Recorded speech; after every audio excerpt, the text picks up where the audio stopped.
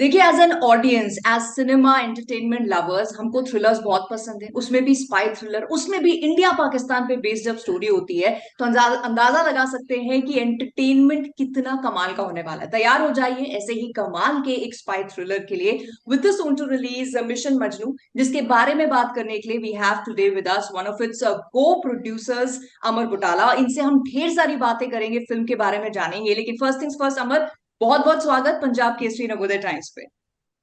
Thank you Nidhi, thank you Punjab Kesari for having us. बहुत ही हमारे लिए बहुत ही इम्पोर्टेंट पिक्चर है ये। एंड आई एम होपिंग कि आपके थ्रू हम आपके जो सभी ऑडियंसेस है we will be able to reach out to them, all your readers as well. Right, and thank you. मैं एज अ फिल्म लवर आपसे कहना चाहती हूँ because spy thrillers are one of my favourite genres, और बड़ा मजा आता है इस तरह की जब स्टोरीज हम देखते हैं। So what to expect as a fan, मैं पूछूंगी एज अ सिनेमा फैन।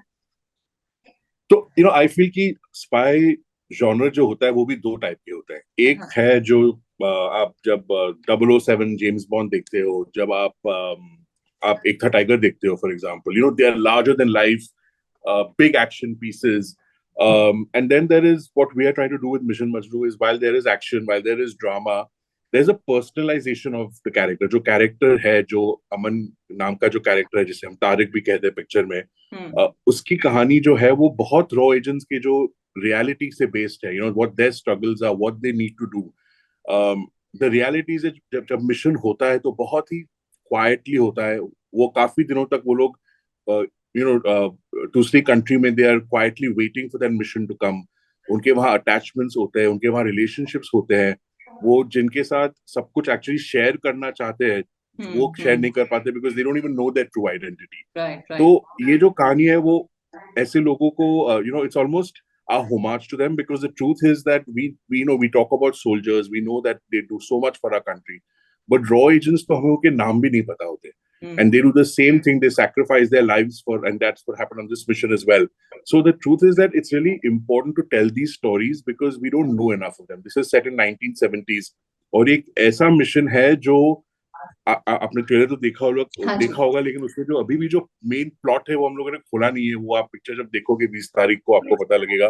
लेकिन एक बहुत ही एक इंटेलिजेंस मीट्स ब्रवाडो, दोनों चीजें मिलके जो हमारे रॉ एजेंट्स ने वो वक्त पे किया था 1970 में, बहुत ही अच्छी कहानी है। राइट, सो जैसे फिल्म को डिस्क्राइब भी आई थिंक ट्रेलर में भी या जितने भी मैंने इंफॉर्मेशन अभी तक पढ़ी है, it's been described as India's greatest covert operation के बारे में है। तो is it inspired by true events या उससे रिलेटेड है? No, it is absolutely inspired by true events. It happened in the late 1970s. The film is set between 74 and 77.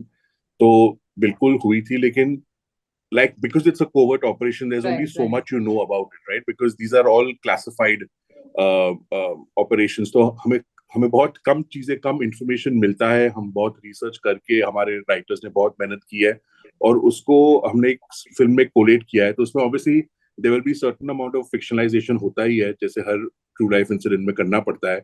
लेकिन ये बिल्कुल ये मिशन हुआ था और उसी पे ये पिक्चर बेस्ड है। Right, but in the past also इस तरह की एस्पेनाच सीरीज या इंडो पाक किसी वॉर से रिलेटेड या किसी इवेंट से रिलेटेड या इंस्पायर्ड हम काफी स्टोरीज देख चुके हैं, चाहे वो फिल्मी पर्दे पे हो चाहे सीरीज के जरिए हो। So what makes mission Majnu set apart from them? So I think the other way. I feel कि अभी भी जितनी भी बनी है वो कम बनी है। मेरा ये मानना है, बिकॉज हमारे हमारे जो रॉ एजेंट्स है, हमारी जो रॉ नेटवर्क है, जो एजेंसी है, I mean from behind the curtains they are so responsible for what is happening and the safety that you and I feel living in this country today. So I feel actually ये कहानियां और बहुत है, और I think ये बिल्कुल मतलब regularly time पे ये कहानियां बतानी चाहिए बिकॉज बहुत ही जरूरी है। मेरी एक फेवरेट पिक्चर राजी है जो आलिया भट्ट ने की थी, and I feel that was a bit of a genre breaker. वो पिक्चर ने actually humanize किया था रॉ एजेंट्स को, and I think that's what we need to do. We need to tell stories which of course उन्होंने बहुत brave काम किया है। उन्होंने इनफैक्ट ये मिशन से इंडिया पाकिस्तान की रिलेशनशिप फॉर एवर चेंज हो गई थी, और ये आप देखोगे पिक्चर में। लेकिन ये कहानियां मेरे हिसाब से तो बहुत कम बन रही है और बननी चाहिए, बिकॉज बहुत उनकी what they have accomplished, what they managed to do, ये मतलब they are soldiers of another kind. Right.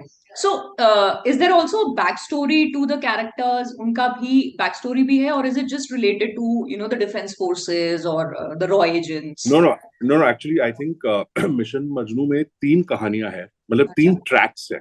हम्म. एक जो है वो ऑब्वियसली है जो सिद्धार्थ मल्होत्रा का जो कैरेक्टर है, तारिक या अमन जिसे हम कहते हैं, उसकी जो कहानी है, उसका जो एक मिशन है, वो एक कहानी है. उसके बाद वो टाइम में between 70 and 75 and 75 and 77 again India और पाकिस्तान में बहुत पॉलिटिकल चेंजेस भी हुए थे. इमरजेंसी से हम लोग निकले थे. There was lot of stuff happening at that time.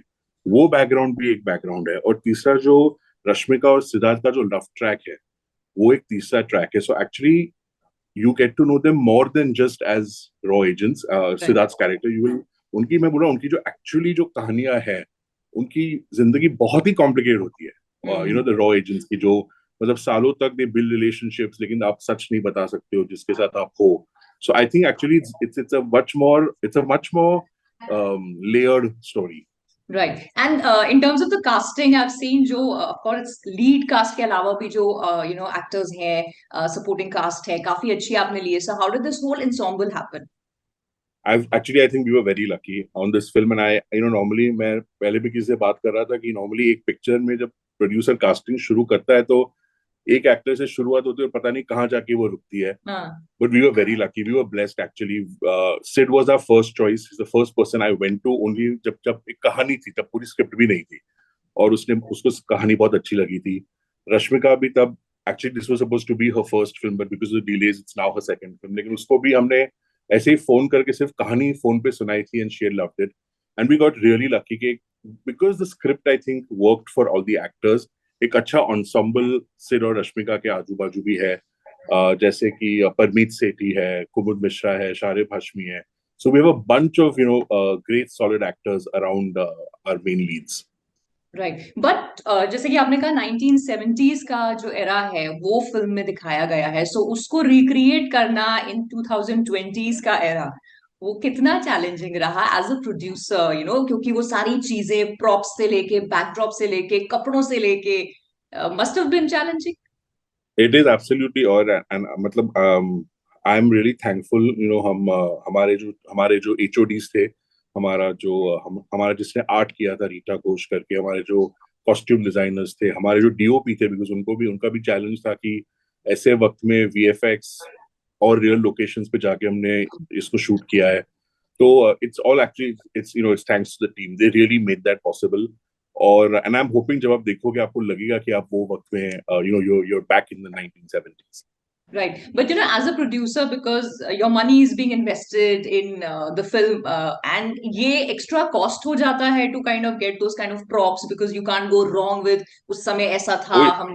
yeah, it is much, मतलब it is much more expensive. मतलब एक सिंपल चीज है, जैसे जो जो बाइक सिद्धार्थ चला रहा है पिक्चर में, वो बाइक हमें पता नहीं कहाँ से मिली थी और वो बाइक को हमें लाना पड़ा था. आर्मी की 2 ट्रक्स है जो राजस्थान के किसी छोटे शहर से हमें हमें हमारे प्रोडक्शन वाले ने ढूंढी थी, फिर वहां से उनको. So every small prop is a cost. But I think ये जो छोटी छोटी चीजें होती है उससे डिटेलिंग होती है, और उसी से आई थिंक आपको एक्चुअली लगता है कि आप वो वक्त में you're back there. So it was a challenge, बिल्कुल था. काफी चीजें हमें सेट पर भी करनी पड़ी जो बिल्कुल अवेलेबल थी नहीं. लेकिन आई एम होपिंग कि between what we really shot, हमारे जो HODs थे उनकी मेहनत और VFX तीनों के होते हैं, we would have created that. Right. But also one thing ये भी है कि फिल्म के रिलीज में काफी डिले हुए बिकॉज ऑफ वन रीजन और the other. Now it's finally going to see the light of the day. So how relaxed are you feeling as a producer now? तो एक्चुअली मैं अगर सच बोलूं तो कोविड एक ऐसी it was an episode in all our lives. Nobody expected. हम लोग लखनऊ में शूटिंग कर रहे थे and the wave hit so badly, so we had to come back to Bombay and then we had to restart it. लेकिन मुझे फिर भी लगता है कि एक इस कहानी को अच्छी तरह से बताने का जो एक चांस मिलता है कोई भी प्रोड्यूसर या कोई भी डायरेक्टर को, हमें वो मौका मिल रहा है. So I am actually very grateful.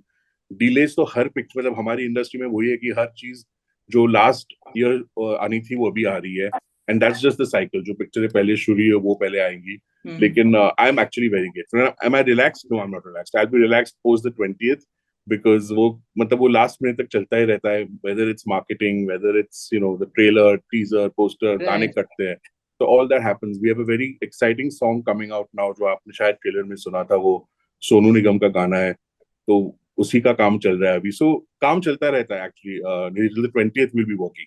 Right right. No but one more thing is there कि as a producer I think आप ज्यादा इस क्वेश्चन को आंसर कर पाएंगे। द काइंड ऑफ फेट जो अभी बॉलीवुड का हम इन थिएटर्स देख रहे हैं because of so many reasons, this whole boycott thing going on and then films not faring that well. As a producer who's been there in the business for so long, how do you see this? So, if you ask me, I don't believe in this whole boycott and all these things. I think कि uh, अभी भी आप देखोगे तो पिक्चरें चली रही है। जो पिक्चरें नहीं चलती, I think films have worked and not worked, whether they are good films and bad films. I don't think anybody else honestly can influence that. We have, we have a big audience which loves our films. और वो लोग picture देखेंगे। I think ये भी मतलब 26 तारीख को अभी पठान भी आएगी, that also we'll see how it does. So I think every we have we have been in a situation कि 2 साल के लिए ऑलमोस्ट पिक्चर थिएटर में नहीं आई है, and habits change, and that is how it is, and habits will get formed again and people will come again, and I think we're already seeing that. So I would just say that let's just keep making good films and people will come here. Right. So, in terms of जैसे हम good films की बात कर रहे हैं, this one surely seems to be that good film, क्योंकि everything is working fine. Like अगर हम जॉनर की बात करें, अगर हम स्टोरी की बात करें, मतलब ऐसा कुछ रखा नहीं आपने जो एक इंडियन ऑडियंस को खींचकर थिएटर की तरफ ना लाए। However, on that note, as a producer through our medium, आप क्या मैसेज देंगे to people watching this interview कि वो थिएटर जाएं इस फिल्म को देखने? I mean, the thing is that, see, we are obviously coming on Netflix on this film, Right. but I think that um, I would just say that films have always been the first thing that have entertained us for very long, and I think people should just go in and watch films. I don't think isko boycott karo, usko boycott karo. I don't think you accomplish anything. I think it's just a lot of negativity. I think we should just go out, enjoy the films, have fun. We've always Bollywood has made some incredibly entertaining films over the years, and we will continue to do so. And we need the audiences to enjoy and support us. Yeah. Right. And of course, because Mission Majnu has been your baby, जिसको बहुत समय से आपने hold करके रखा है, now you're going to give it to the world, to the audience. So, what is the one thing that you would like people to know about the film before the release? I just think that, like what we said right at the start, that I think Mission Majnu is our way of telling or reminding the audiences जो हमारे raw agents होते हैं, जो they are actually soldiers without uniforms, और उनकी कहानियां बताना बहुत जरूरी है। उनका जो sacrifice होता है, उनके जो challenges होते हैं, they are really important stories to tell. And I think the most important one, why this is even more important, is because though it's the 1970s, उसके repercussions आज तक हमारे neighbors के साथ है. So it's a story that is as important today as it was 30 years ago, and that's why I would say just go watch it. Right. And I think ये question तो मैंने आपसे सिर्फ एक फॉर्मेलिटी पूछा, बिकॉज जैसे मैंने शुरू में कहा, जब हम थ्रिलर की बात करते हैं, स्पाई थ्रिलर उसमें जोड़ देते हैं, और उस पर भी अगर ये कहते हैं कि it's about India Pakistan, some story about it, तो कोई वजह रह नहीं जाती कि एज ऑडियंस हम उसे ना देखें। So I am, as I said, as a fan of cinema, eagerly waiting for the film and wishing you all the luck. जैसे आप कह रहे थे कि एम आई नर्वस, तो वो नर्वसनेस आपकी हैप्पीनेस में टर्न हो जाए by the response the film gets. And Thank you thank you so so much. Much, I Aman. appreciate that. Thank you so much.